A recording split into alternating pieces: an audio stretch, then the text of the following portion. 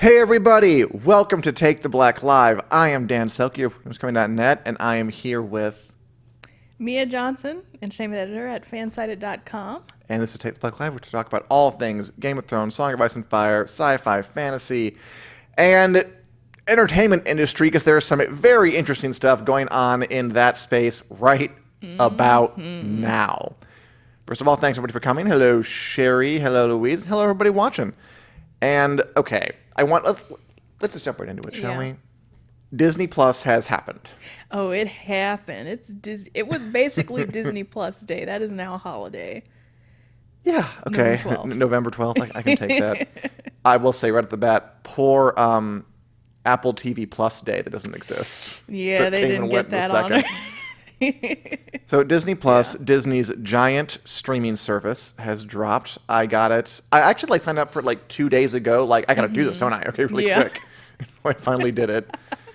And there's a lot going on with it. There were slowdowns, there were breakages, people weren't able to get on, but I mean that kind of went away pretty quick. It was kind of inevitable, wasn't it? Yeah, a lot of people were reporting on it, but I was like, I feel like this was to be expected. A, because it's their launch, even though they've been beta testing it, and then B, just because I'm sure the servers were going to be flooded with the mass amount of people who wanted to, log in. Absolutely. But, yeah, it's to be expected. I mean, it already has 10 million subscribers. So, in the parlance of the Star Wars, which is Disney's purview, begun the streaming wars have. It's very clever of me.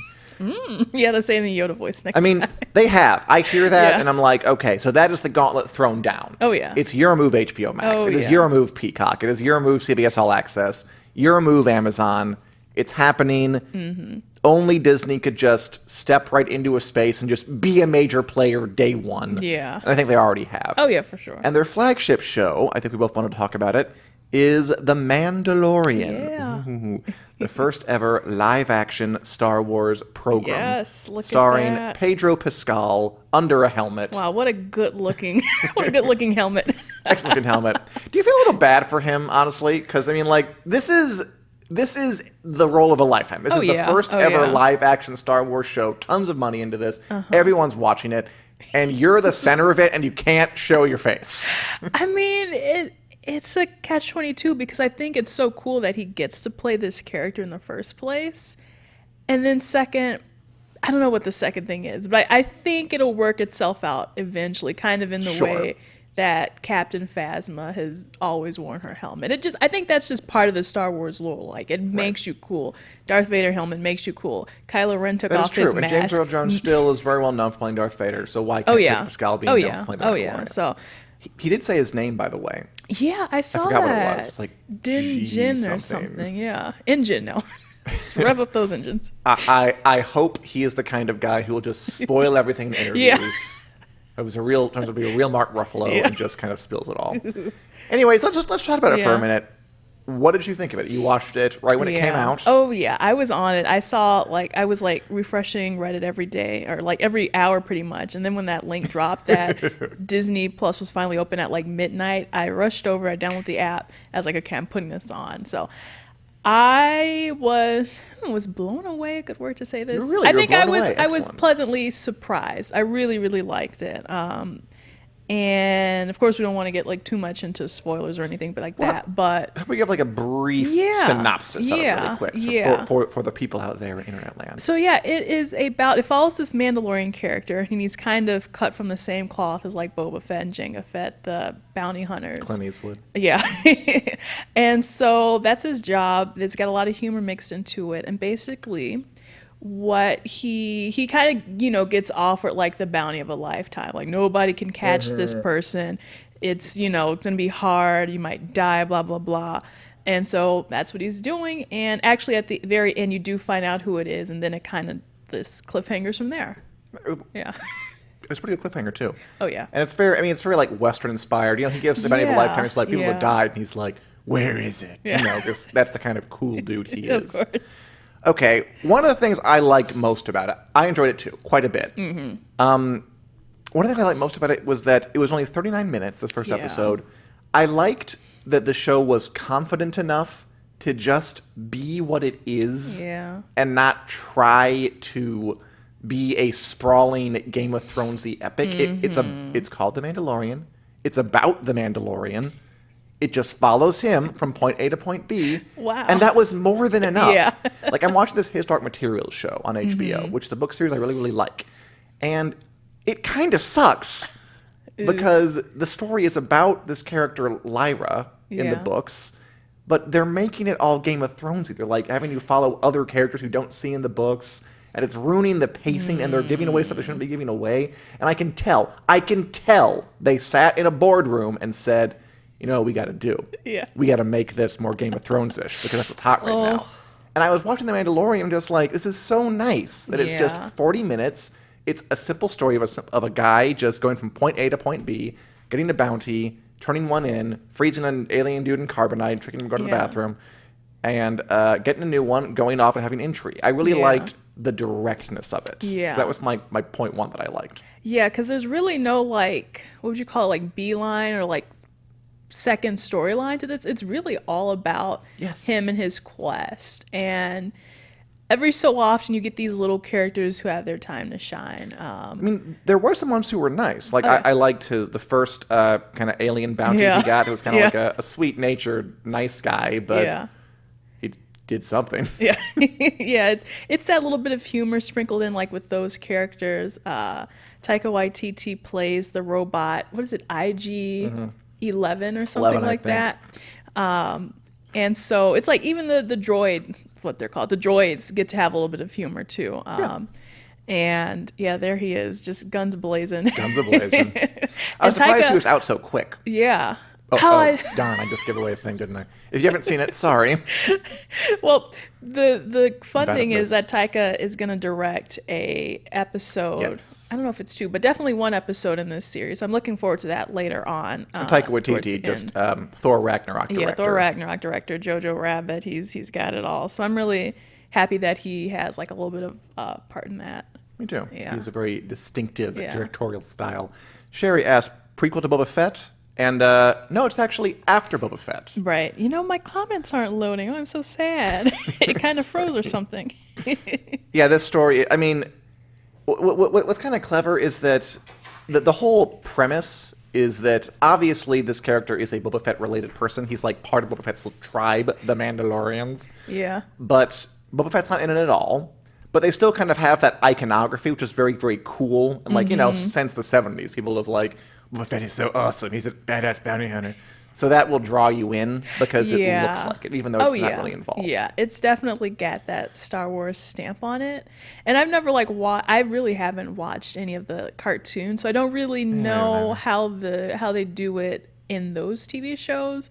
But I think definitely, like, with this being their first venture into the whole, like, you know, live action TV series thing, I think they've kind of, like, grounded us into that. And so I'm really, really excited. Totally, so you do get a little bit of hints about, you know, like, the Empire has fallen. So, like, what is going on after that? I think it's a little bit closer to the fall of the Empire rather than, oh, hurrah. Okay, get some comments again. Rather than the start of the First Order. So it puts you, like, in an interesting spot on the timeline. Yeah, but it's very, and they've said it's very much like Roman Empire has fallen. Chaos reigns. It's a lawless Clint Eastwood style Wild West kind of deal we're going for. I also loved how it looked. Like, holy crap. Okay, I'm sorry. This is 40 minutes. Yeah. I'm not sure I've ever seen a TV show with so much money clearly poured in. Ooh, yeah. I mean, that very first scene on the ice, where that was great, by the way, when the speeder goes away and, like, the thing, like, kind of eats it. Yeah. That scene looked great. I mean, the sets look great. Yeah. The gunfights look great. It was a lot of money right up top. Exactly. That's what really, I was like, wow, this is really great cinematography-wise. It, to me, basically felt like I was watching a movie. It really did. Yeah. Like a movie-sized. Like you wouldn't get this in, like, some of the CW shows. No. Where their budgets are a little, you know, get a little money here, maybe not so much there. Sherry agrees, by the way. Yeah. Oh, yeah, definitely like a movie. And hi, Julie. And the fun part is that, you know, these are released weekly, but we do get the next episode on Friday. So that'll be something too, which I was going to say, that's something that's a little bit new to me because I'm so used to when we get this stuff, it's binge-worthy content. So I'm you're like, totally into all right, it. on to the next episode. But now it's kind of like I've got to backtrack and say, okay, wait, I've got to wait. I am 100,000% Yeah. in favor Yeah. of staggered releases. I am too. I don't have time to binge everything, okay? I'm busy. Right, because everybody, or the go-getters binge it all as soon as they can, and they talk about it and they make a big fuss about it. And then, when you finally get some time to talk and watch it, it's like, oh, the conversation is over. Nobody wants to talk to me about this. I completely agree. Yeah. Jon Favreau, the showrunner, said, and again, he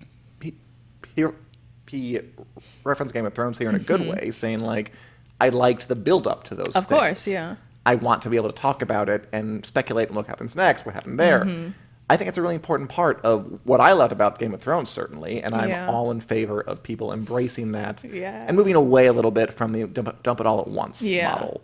I mean, not that doesn't have its place. We can still have those shows too, but I am cool if Disney Plus wants to experiment a little bit. Yeah. And I will say for some of the shows like the other originals like Encore and the Jeff Goldblum show, those were some where I was hoping that they would have a full season just so I can kind of pick the ones I want to watch.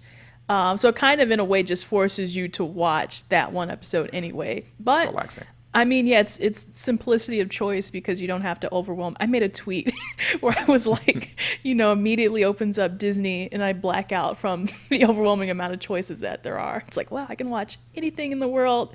Where do I start? But yeah, I don't want TV to be like a job, and I feel like if you stagger well, besides the releases, that, this is our job. It is, but I don't want it to feel like a chore. Yeah. Julie has a great comment, as always.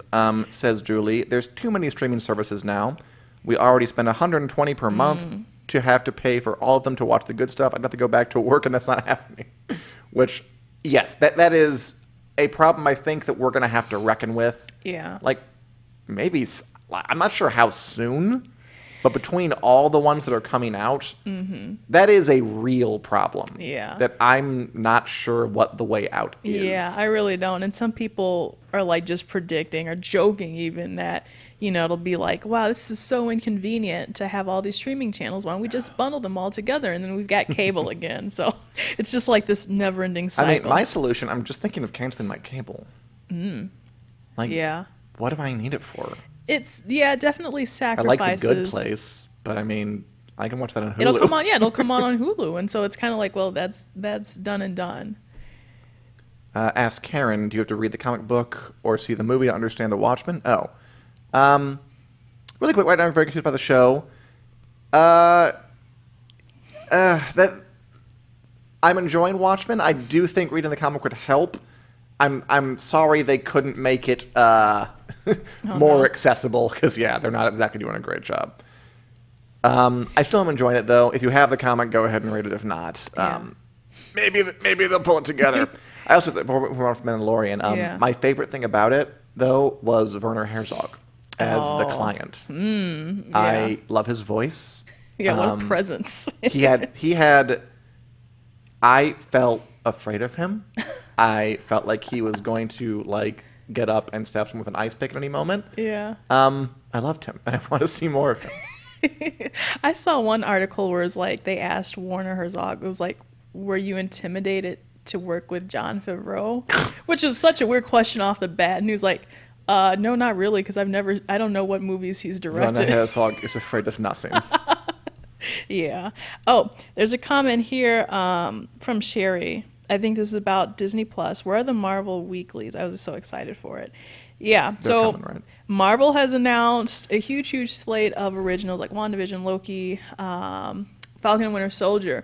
But those are barely in production. I think Falcon and Winter Soldier they just started filming. So those might be out around next year or late next year, if I'm to believe. And I think they're shorter. They're not six. TV I know series. for sure Loki, they said is 6 hours, so maybe 6 or 7 episodes worth.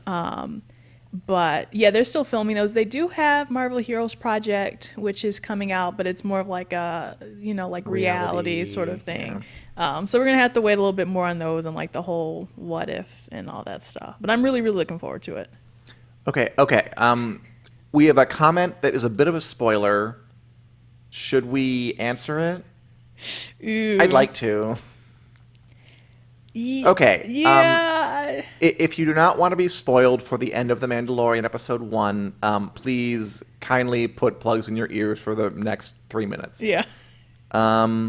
Robert asks, where do you think they will go with the storytelling of Yoda's species? 'Cause at the end, Yeah. the mark was a little baby Yoda. Yeah. Or a little baby of Yoda's species. Yeah. I will say one place I hope they don't go is I liked this show. They said that they don't want to actually involve, like, the story of the movies. Yeah. I do not want the real Yoda showing up. I do not want, like, you know, the actual, like, characters we know coming in and being a part of it. I don't want the whole series to be an explanation for, like, I don't know, how Darth Maul's secret chop shop was shut up or whatever. Yeah. I want it to stand on its own. I don't want to blame it in. I'm okay doing a member of the species. That's fine. Yeah. I Original think, character. like, overall, it will kind of answer, you know, what is up with this species? Why is it, you know, why is this, like, the last surviving? Which I'm sure. There is another, which I had seen in the prequels, a Yoda, and her name was Yaddle or something like that. Yes, yeah, apparently. I did not know that. I Yeah, when I read me this neither. tell me. Oh yeah, no, Yaddle? What? It's like, oh, of course I know You having a Yaddle. stroke? So I don't know. Well, no, it clearly can't be her because she was in the prequels. No. This is a new Right, Yoda and it's species a baby. new. So somehow this little cute baby has survived, and we'll see where they take it. I think it's cute because it also reminded me of Death Stranding, which had just come out. You know, they have to carry those like little babies, in front around of the thing. Yeah. It's like this is just Death Stranding now. Very cool. I'm all for that. Synergy. Yeah. Timefall. Also some comments praising Regina King from Watchmen. Totally in Ooh, agreement. yeah. She's wonderful. I love Jean Smart on that show a lot. She's my new hero personally. The show's good. Have you watched it yet at all? I've watched the first about it? episode, and I actually was intrigued by it. It's intriguing. Yeah. I'm not prepared to say it's like great yet. I like the third episode a lot. I would get to that and see where you are. Okay. Okay. So I'm liking it. I think it's off to a good start. The Mandalorian Yeah. and Disney Plus in general. Bob Iger has said that the Star Wars movies are going on a hiatus after The Rise of Skywalker. He reiterated that. I bring it up just because I think that's still funny. Yeah. That they're saying... I mean, I think it's more than funny. I think it's reflective of this idea that even though the Star Wars movies are going on hiatus, I mean, what's happening in Disney Plus? We have The Mandalorian, we have the Obi-Wan Kenobi show, we have that Rogue One show. So Star Wars is going to, I think it's reflective of the general migration from movies to TV. Yeah. I think TV and streaming services are where things are happening now. Yeah. Oh, I think those are the big events. And like something like it can like, you know, burst through sometimes and make it get and have a Yeah. big movie. But generally speaking, I think this is where we are right now. Yeah, the money's really at like being at home and watching stuff at home, these streaming services, and it's not like people wouldn't, you know, show up depending on if whatever was released in the theater. But I think it kind of helps to like, because it's like, yeah, Star Wars isn't going anywhere, and you can say, you know, they are like technically in a sense taking a hiatus from, you know, ending a Skywalker saga or whatever it may be, but it's like, you guys really, you're not leaving, you're not going anywhere, so don't try to, you know, You're pumping it up. yeah. There's gonna be more. So really, you know, don't try to play me like that. But I mean, it still makes me excited. It sometimes I kind of worry. It's like, okay, will it be too much? Is it going to be Star Wars overload or something like that? But again, it's just one of those things we're just going to have to like wait and watch to see. Because of course, you know, we've been flooded with we've had like 3 Marvel movies a year, and I mean, to me, that was fine for me. So I think I'll still be fine with, you know, all the Star Wars stuff. In terms of Star Wars overload, it's just in general just kind of big splashy show overload. Period. Yeah. Like Julie says, she's looking forward to Vikings, which is happening just around the corner. I'm looking forward to that too. I'm also looking forward to The Crown and boy, yeah. The Witcher, which already got a second season, Oh, by yeah. the way. Just Netflix is like, yeah, let's isn't just here do yet. it. Watching Start Materials. I'm watching Rick and Morty. Did you see that one? I did. I really Okay. loved it. It was pretty good. It was a good Shrimp episode. Rick. That was the best bit, yes. The little, like, shrimp Nazi flags. We're talking about Rick and Morty if you Yeah. don't know what the hell we're talking about. There's just a lot of good TV on. And again, I hope it doesn't turn into a job. Like, you know, like, when is great content, too much great content. Right. Even if it's all good, Yeah. can we come up with all of this? Like, wow, can people just stop having good ideas for 10 minutes, please? And if you're playing Death Stranding and watching all that, I I don't know know. where you find the time. Oh yeah, yeah. Which the Death Stranding is super super long, and it's one of the like story wise, it's something good where it probably could be like a TV show or maybe a movie or You whatever. know that it guy is. wants to make movies. Oh yeah, Kojima. He's like, what can I, But that in particular, I've heard it's really really long. I think maybe like 60-ish hours. Yeah, that's what I've heard too. My only problem is like I think Kojima wants to like put in like all these little like he's building his own world, but at the same time none of it makes sense, and he barely tries to give you any footing to help it make sense. So that has been my problem with Death Stranding so far, but it's still like so interesting to me where it's like I feel like okay, maybe in this next scene we'll find out something. Maybe in this next scene we'll find out more, and it's just like no. That's all it really wants to do. As long as you're hooked, it's going to work. Yeah. He's a fragile genius, Mia. Oh, yeah. Don't you understand? Anything he does is brilliant. Okay. So anything else Star Wars related you want to talk about, or Disney Plus related? That was probably the big news story of yesterday, definitely. Oh man, yeah, definitely. I'm just looking forward to like what else can I watch on this, and how many hours am I gonna spend watching all the Disney princess movies? Me too. And up until Julie's scenario happens, and there's some kind of streaming reckoning. Oh, yeah? where, I mean, if these are the streaming wars, there's going to be some deaths. Yeah, is my prediction. But yeah. we'll see what happens. Apple TV Plus is one I would think, but they have like the most money of everybody. Yeah, so which maybe is they can be in as strange. long as they want. Yeah. And because this is silly Game of Thrones, base channel, we're always going to have some Game of Thrones stuff in here. Of course. And today I want to talk about, in terms of the Game of Thrones of it all, Mr. George R.R. Martin. I don't know what those R.R. stands for, by the way. I think I did, but I forgot. His interviews in Chicago came out. He was here like a month ago to accept an award. I forget which kind. I didn't see him, so I should have, because we are here in Chicago, if you didn't know. And they're going to come out, and he said some interesting things. I forget where he gave this interview, but he gave an interview, and he said some cool stuff.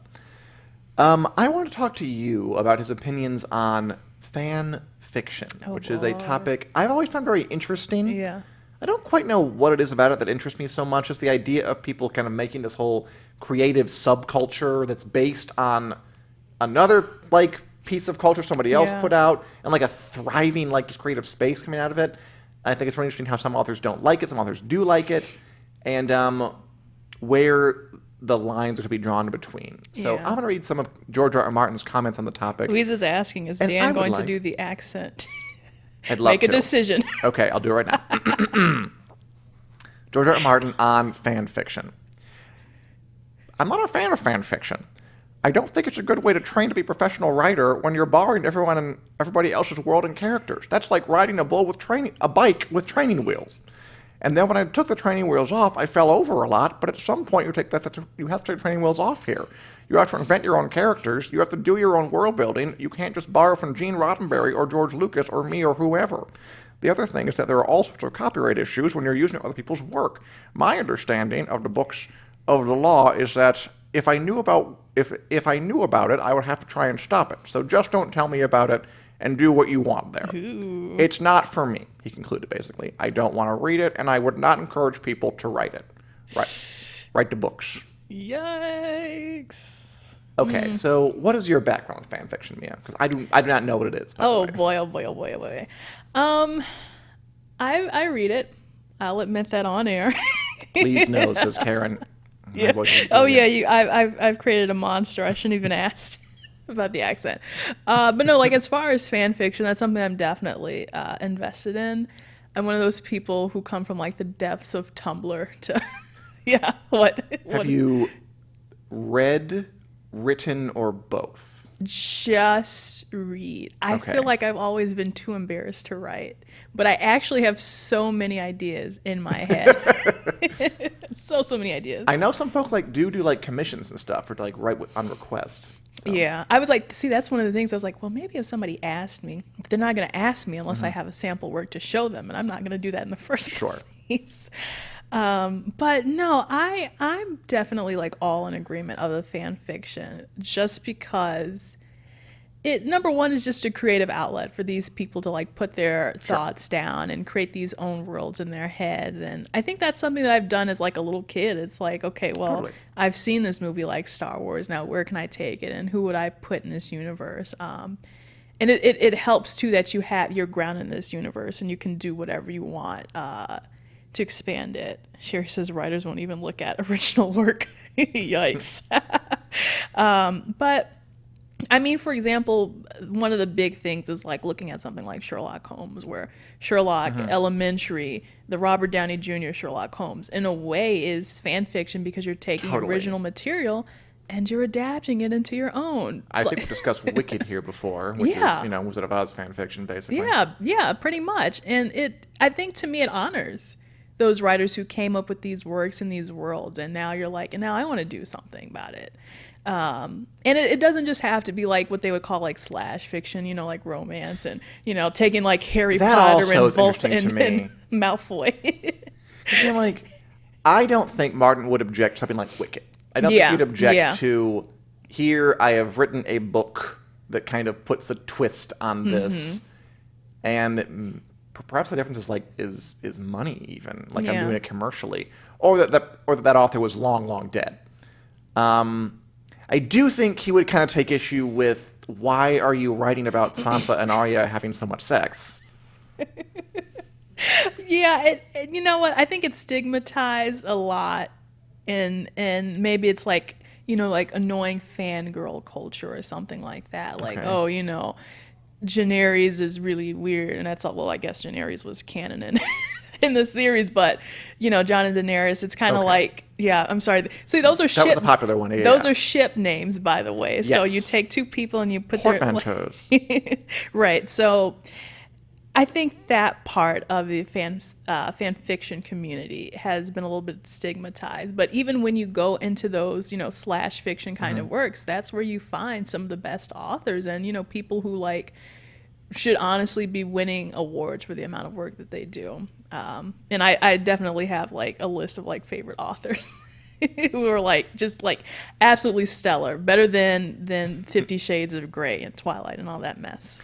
Why wouldn't, in your experience, because again, like, I don't know what it is, just for me, I'm like this weird, like, outside person who's Yeah. like, that's so interesting.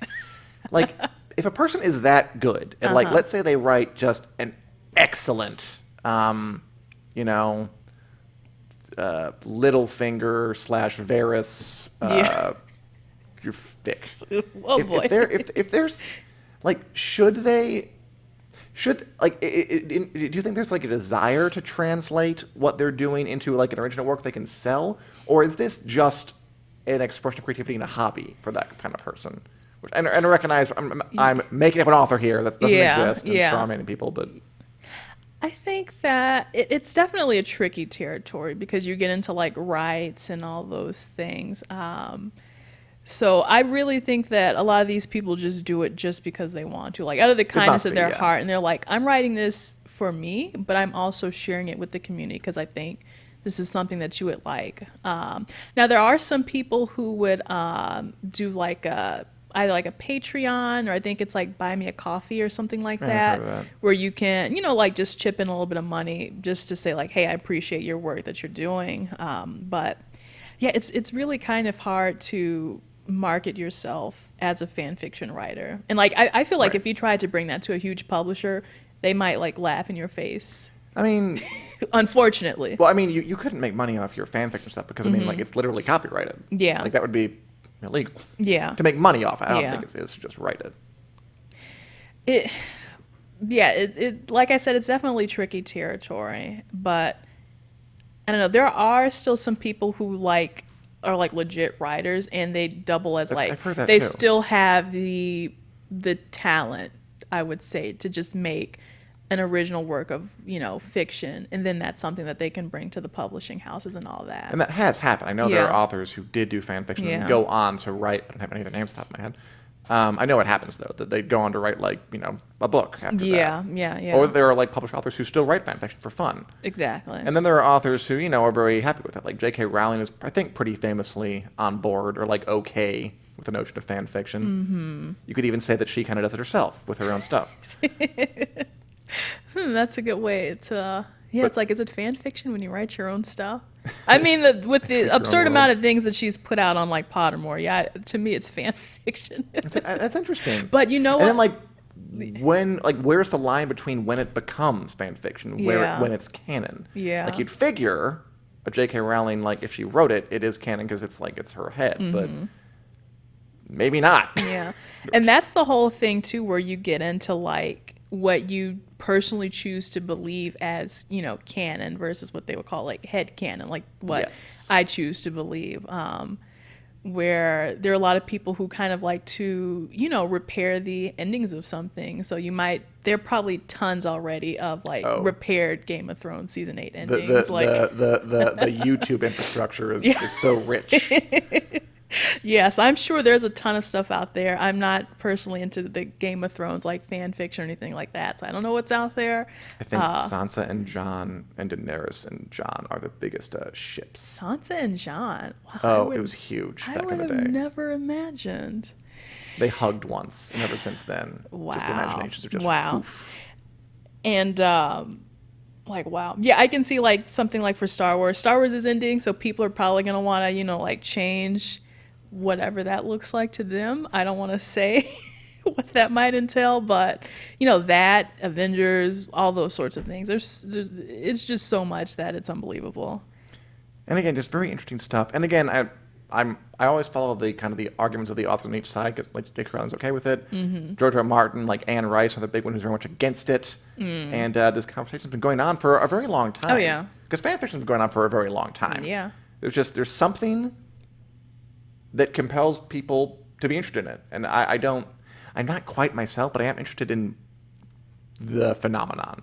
Oh, I think if you found the right one, you'd be like, this is pretty You're good. probably I right. think, to be honest, to be fair, if I'm being totally honest, I think I have read more fan fiction, like on Archive of Our Own, than like actually cracking open books by legit authors. I mean, So it's free. it is, yeah. And it's like, you got to thank those people for putting good work. You can leave them a kudos, which is like a little heart. So I'm like, please take this token of my gratitude. All right. And finally, to another Game of Thrones story to wrap it up, a little more news on the House of the Dragon, the upcoming Game of Thrones prequel show about the Dance of the Dragons. George R.R. Martin took to, again, his blog to talk about the kind of the writer's room forming. Okay. There's a little information for you guys, information you can use. We got George R.R. Martin, worked on it. We got Ryan Condal, who worked on a show called Conley I didn't watch on Sci-Fi.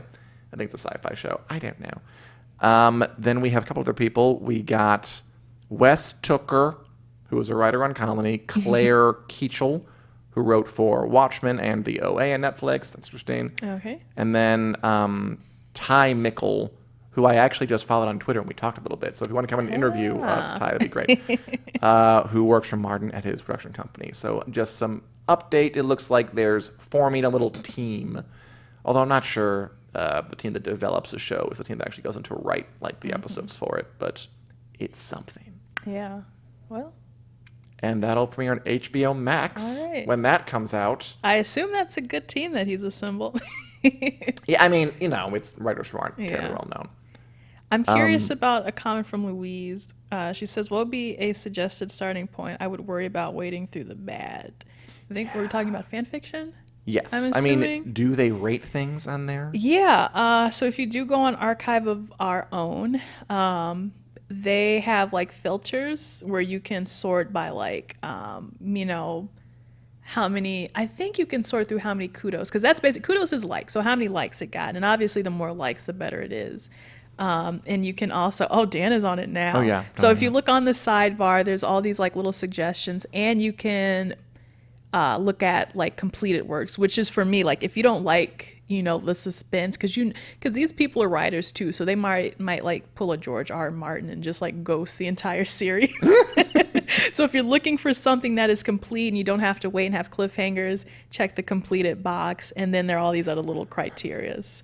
So if you want like something that's G-rated or a little bit more adult, you can do whatever you want, And if basically. you're curious, the top pairings for Game of Thrones fan Oh, fiction please. are, with over 5,000 stories, Jon Snow, Sansa. Wow.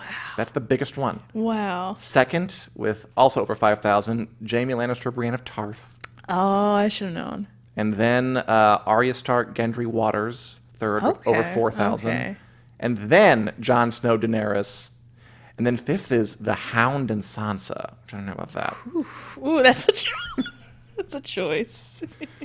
So just a fascinating Yeah. world that, like, I want to get more involved. I'm also a little afraid. I'd love to talk more about it Oh if we boy, get some oh boy, expert, oh subject matter yeah. experts on. Anything else you wanted to bring up today?